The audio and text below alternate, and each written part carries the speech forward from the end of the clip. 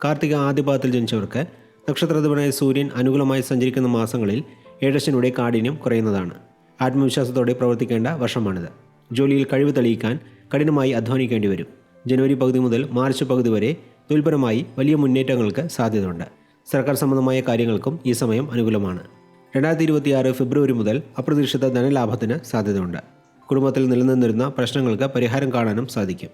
2025 November വരെ ആരോഗ്യകാര്യങ്ങളിൽ പ്രത്യേക ശ്രദ്ധ പുലർത്തുക. കാർത്തിക അവസാനത്തെ 3 പാദങ്ങളിൽ ജനിച്ചവർക്ക് ആത്മവിശ്വാസം വർദ്ധിക്കും. ധനസ്ഥാനത്തിലെ വ്യാഴവും കർമ്മസ്ഥാനത്തെ രാഹുവും ചേരുമ്പോൾ തൊഴിൽപരമായ കാര്യങ്ങളിലൂടെ സാമ്പത്തിക നേട്ടങ്ങൾ കൈവരിക്കാൻ സാധിക്കും. വിദ്യാർത്ഥികൾക്ക് പൊതുവെ അനുകൂലമായ സമയമാണിത്. വ്യാഴം 2ാം ഭാവത്തിൽ സഞ്ചരിക്കുന്നതിനാൽ കുടുംബത്തിൽ സന്തോഷവും സമാധാനവും നിലനിൽക്കും. ജോലിയിലുള്ളവർക്ക് മേലുദ്യോഗസ്ഥരുടെ സഹായ സഹകരണങ്ങളും സ്ഥാനക്കയറ്റവും ലഭിക്കുന്നതാണ്. മൊത്തത്തിൽ നോക്കുമ്പോൾ കൊല്ലവർഷം 1201 തൊഴിൽപരമായും സാമ്പത്തികപരമായും വലിയ മുന്നേറ്റങ്ങൾ നൽകുന്ന ഒരു വർഷമായാണ് കാണുന്നത്. ഈശ്വരാനുഗ്രഹം കൈമുതലാക്കി മുന്നോട്ട് പോയാൽ ഈ സുവർണ്ണ കാലഘട്ടത്തെ പൂർണ്ണമായി പ്രയോജനപ്പെടുത്തി ജീവിതത്തിൽ വലിയ ഉയരങ്ങളിൽ എത്താൻ സാധിക്കുന്നതാണ്.